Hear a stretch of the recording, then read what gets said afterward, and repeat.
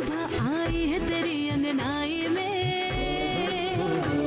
उठ जाग मेरे धरती के लाल रंग भर अपनी अंगड़ाई में। ये धरती अन्न की जननी है, कुछ और न इससे पैदा कर। खेतों में सीप के बीज डाल, मोती के दाने पैदा कर। खेतों को हर एक चूनर दे, सो रंग दे फसल के फूलों को। फागुन को लाल गुलाल रंग दे, गीत सावन के झूलों को। नई सोच, नई सोच, नई सोच। हम अपनी सच्ची लगन से काम करेंगे और खेतों में जो कभी कभी पानी की समस्या होती है उसमें भी सुधार लाएंगे। शिक्षा के लिए नए स्कूल खोले जाएंगे। स्वास्थ्य को बेहतर बनाने के लिए नए अस्पताल का निर्माण होगा। जब वो लोग आ जाएंगे ना तो हम लोग मिल के खाना खाएंगे। वो लोग आ जाएंगे? किसे बुलाया है आपने? अरे साहब, मेम साहब और अजय को बुलाया है। खाने पर बुलाया है? कोई विशेष कारण? विशेष तो है, ऐसा मेम साहब कह रही थी। चुपके चुपके आपने खाने की सारी तैयारी कर ली और मुझे बताया भी नहीं। वैसे दावत के लिए क्या पकाया है आपने? अब कुछ ज्यादा नहीं, कढ़ी चावल और आलू गोभी की सब्जी, बैगन का भरता और रोटी। अब तू कहाँ जा रही है? मैं मीठी सेवई बनाने जा रही हूँ। अजय को बहुत पसंद है। अजय को क्या पसंद है क्या नहीं इसे सब पता है। हे ईश्वर, दामिनी जिसे चाहती है वो उसे मिल जाए।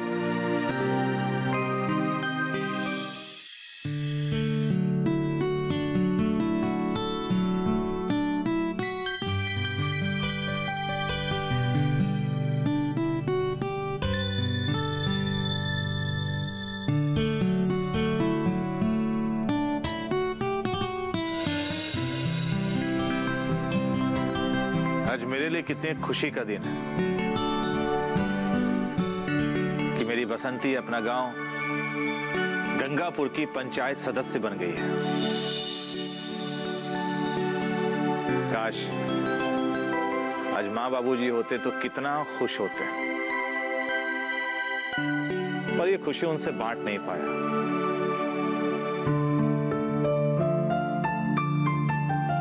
मैं जानता हूं माँ बाबूजी अब जहां भी कहीं होंगे ना, अपने बहू को आशीर्वाद दे रहे होंगे।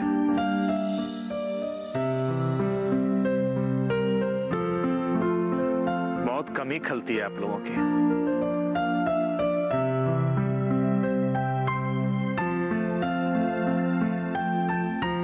खुशनसीब होते हैं वो लोग जिनके ऊपर माँ बाप का साया रहता है।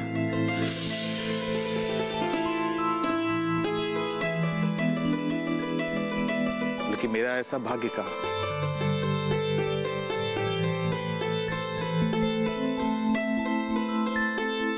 काश माँ बाबूजी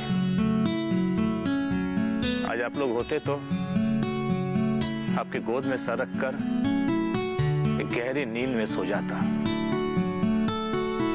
सुकून भरी नींद लेता।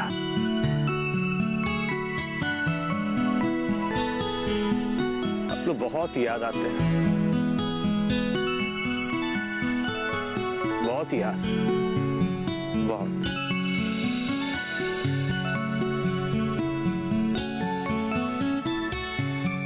चलिए जी, खाना खा लीजिए। सुनिए, आपकी आंखों में आंसू, क्या हुआ? कुछ नहीं बसंती, अपने अतीत से बातें करने लगा था। कभी कभी अतीत की यादें वर्तमान बनकर सामने खड़ी हो जाती है और इंसान उससे बातें करने लगता है। ये जीवन बीते यादों का खजाना ही है तो बसंती है। जितना चाहो खाली करो, ये कभी खत्म ही नहीं होता। सच तो यह है बसंती कि हम इंसानों के पास यादों के अलावा और है क्या। आप ठीक कहते हैं, लेकिन बीते हुए कल को याद करने का भी क्या फायदा।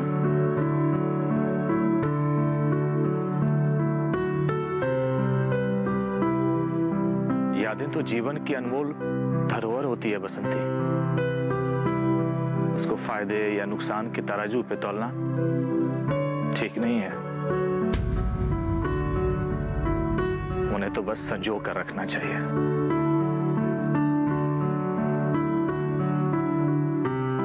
मैं तो बस यही सोच रहा था कि आज माँ बाबूजी होते तो तुम्हें देखकर कितना खुश होते।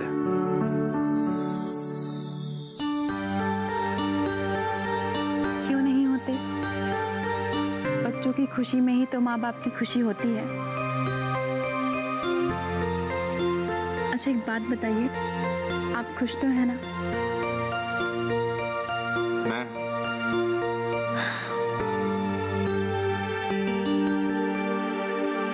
मैं कितना खुश हूं मैं क्या बताऊं। मेरी खुशी का अंदाजा लगाना भी संभव नहीं है बसंती। मुझे तो विश्वास ही नहीं होता कि मेरी भोली वाली पत्नी इस गंगापुर गांव की पंचायत सदस्य हो जाएगी।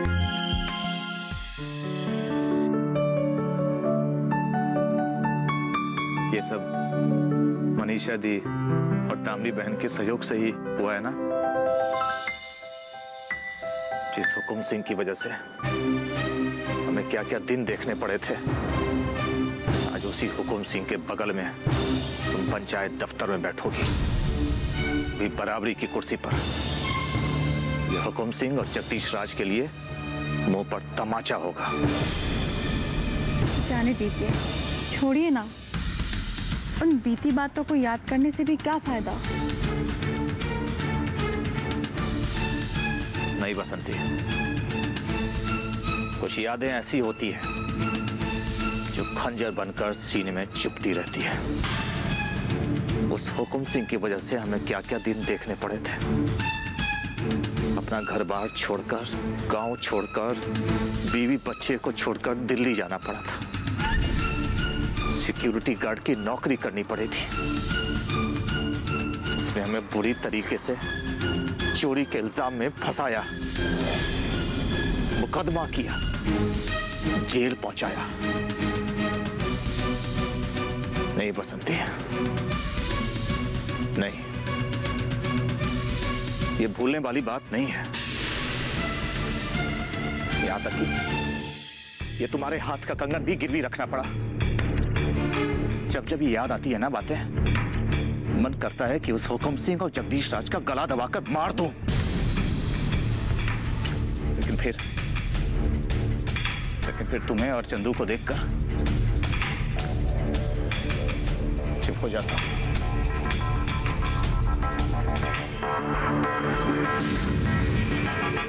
वो कहते हैं ना, शांति का रास्ता उन्नति का रास्ता होता है, और हमें शांत रहकर अपने जीवन की गाड़ी को आगे बढ़ाना है। जो जैसा करेगा वैसा भरेगा। अब तो अपनी दामनी बहन भी सरपंच बन गई हैं। उनके एक एक गैर कानूनी कामों का हिसाब लेंगी वो। फिर आप देखना, उस जगदीश राज और हुकुम सिंह को भागने तक की जगह नहीं मिलेगी। मैं जानता हूं बसंती, और ऐसा होना भी चाहिए।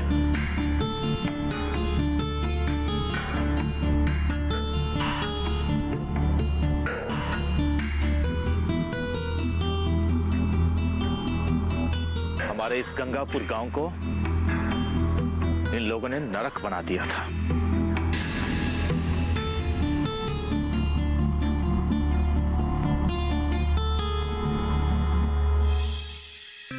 यहाँ की मिट्टी भी चैन की सांसें लेंगे। अब हम लोगों को मिलकर हमारे इस गांव को स्वर्ग बनाना होगा।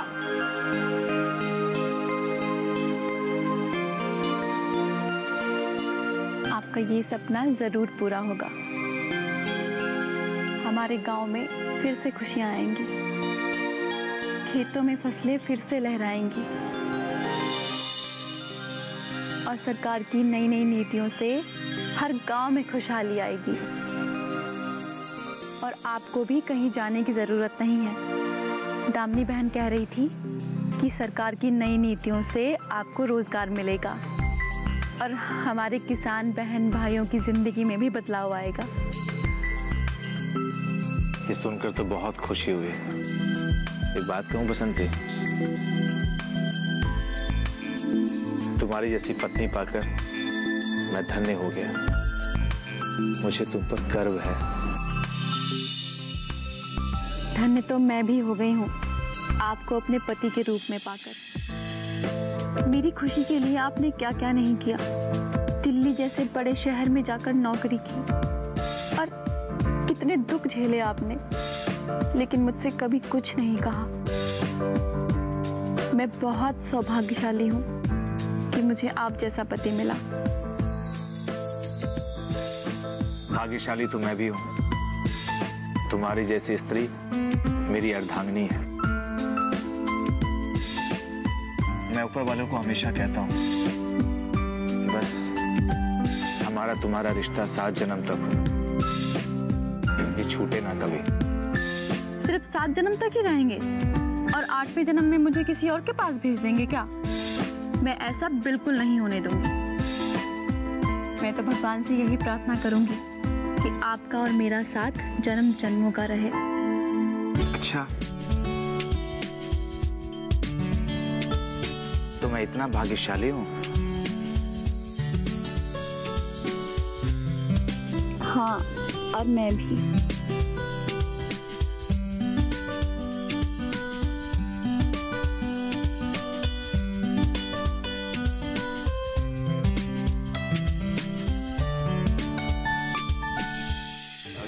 आपका असूल बहुत बढ़िया है। भाई को हाथ लगाए बिना ही उसे स्वीकार कर लेते हैं आप। और कुछ कहना तुम्हें?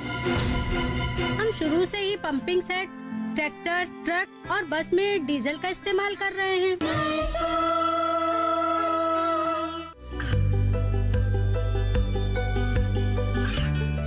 गांवों और पिछड़े क्षेत्रों में सरकारी योजनाओं की जानकारी पहुंचा।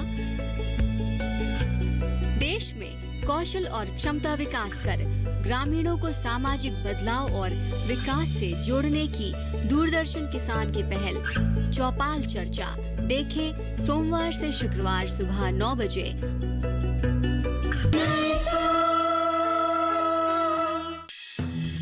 जाओ, आप लोगों का काम हो जाएगा। राजेंद्र जी हुजूर। अपनी नोटबुक लेकर इधर आओ।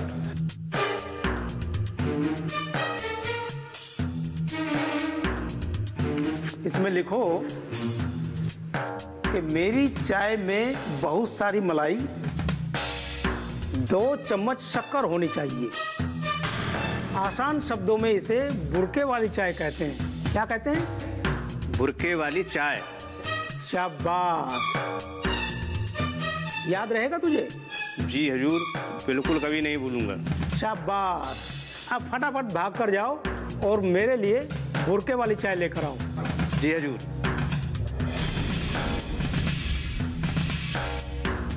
सलाम यादव साहब।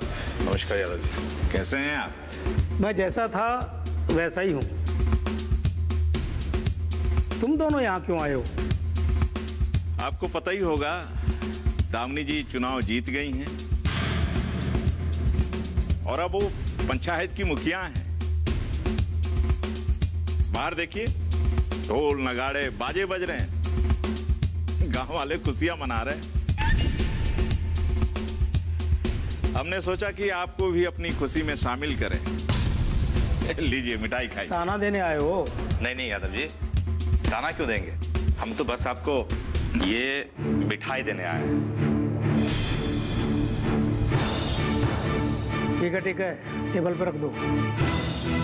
यादव जी, इस मिठाई को खाकर आप हमारी खुशी में शामिल हो जाइए। यादव जी, ये आपका असूल बहुत बढ़िया है। मिठाई को हाथ लगाए बिना ही उसे स्वीकार कर लेते हैं आप। और कुछ कहना है तुम्हें? जो कुछ कहना था कह दिए, जो देना था वो दे दिए।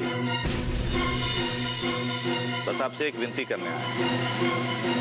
बोलो। सरकार आपको इस कुर्सी पर बिठाया है कि आप लोगों के साथ उनका दुख दर्द सुनकर उनकी शिकायत को निवारण करें।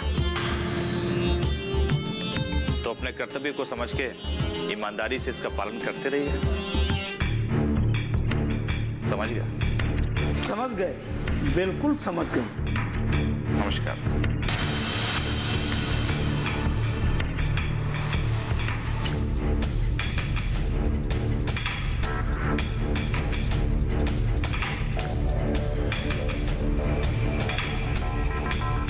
पहले इन लोगों की मेरी तरफ आंख उठाने की हिम्मत नहीं होती थी, लेकिन जब से वो 3 महिलाएं पंचायत की मेंबर बनी हैं, ये लोग मुझे ही आंखें दिखाने लगे। तो हुजूर, आप भी आंखें दिखा दीजिए। यही तो कठिनाई है राजेंद्र, बहुत भारी कठिनाई है। वो गांव वालों में बहुत लोकप्रिय है।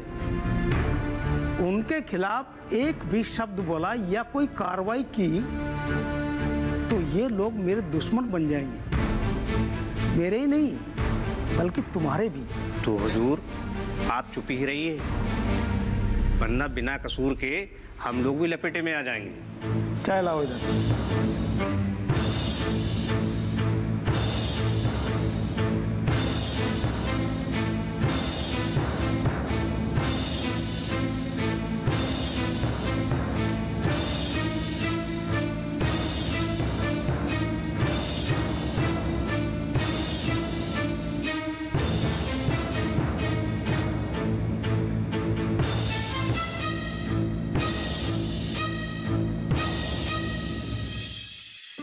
सुलेमान भाई ने बताया कि आप लोग कुछ पूछना चाहते हैं। उनका फोन आया तब मैं मार्केट में कुछ खरीदारी कर रही थी। मैं तुरंत लौट आई। बताओ, क्या सवाल है तुम्हारे? रशीदा आपा, पहले चाय वाई तो पिलाइए, सवाल जवाब तो बाद में भी हो जाएंगे। चाय तो मैं अभी लाती हूँ। रशीदा, तुम बैठो, मैं चाय लेके आता हूँ।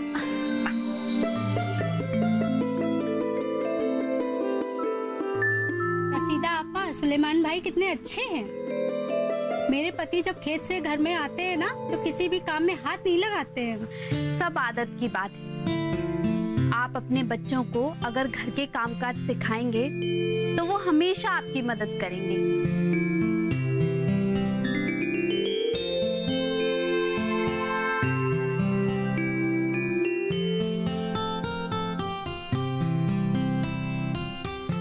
शुक्रिया सुलेमान भाई।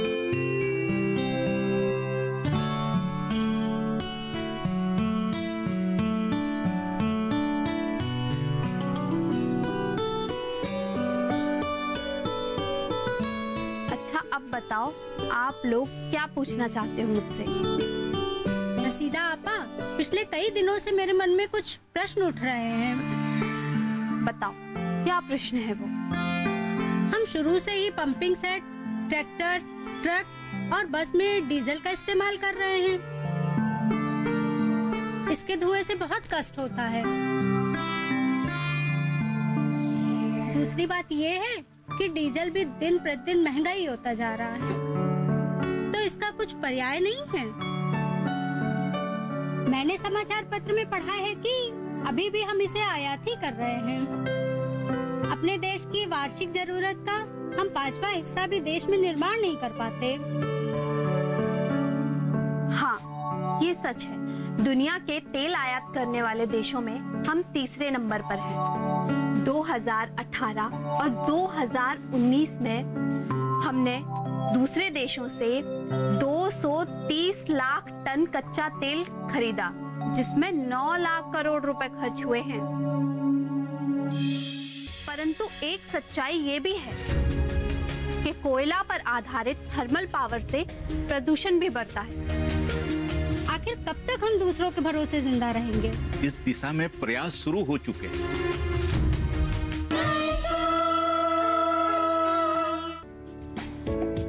ये कामयाबी है अन्नदाता की। ये कहानी है खेत और खलिहानों की। कैसे करें अपने पशुओं की देखभाल, जानिए गांव-गांव के किसानों का हाल। देखिए गांव किसान, सोमवार से शुक्रवार दोपहर 12 बजे सिर्फ डीडी किसान पर। हालांकि हमारी सरकार कोशिश कर रही है, लेकिन नहीं लगता कि ये आयात निकटतम भविष्य में कम होने वाला है। तो इसका पर्याय क्या है? इसके लिए ऊर्जा का उत्पादन बढ़ाना पड़ेगा। अब तेल का भंडार कोई अक्षय पात्र तो है नहीं जो कभी खत्म ही नहीं होंगे। परंतु एक सच्चाई ये भी है कि कोयला पर आधारित थर्मल पावर से प्रदूषण भी बढ़ता है। न्यूक्लियर पावर प्लांट काफी महंगे होते हैं और ये अंतरराष्ट्रीय पॉलिटिक्स में उलझा हुआ है। तब तो हमें ऊर्जा के वैकल्पिक स्रोत खोजने चाहिए। आखिर कब तक हम दूसरों के भरोसे जिंदा रहेंगे? इस दिशा में प्रयास शुरू हो चुके हैं और ये वैकल्पिक स्रोत वास्तव में अक्षय पात्र साबित हो रहे हैं, जैसे जैविक ईंधन, पवन चक्की, सोलर ऊर्जा, टाइडल पावर इत्यादि। सुलेमान भाई, मुझे लगता है इसके बारे में और भी चर्चा होनी चाहिए। मुझे ये बताइए, इसके संबंध में सरकारी नीति क्या है? राष्ट्रीय जैव ईंधन नीति सन 2018 के अनुसार परंपरागत ईंधन संसाधन सीमित, गैर नवीकरणीय और प्रदूषणकारी है।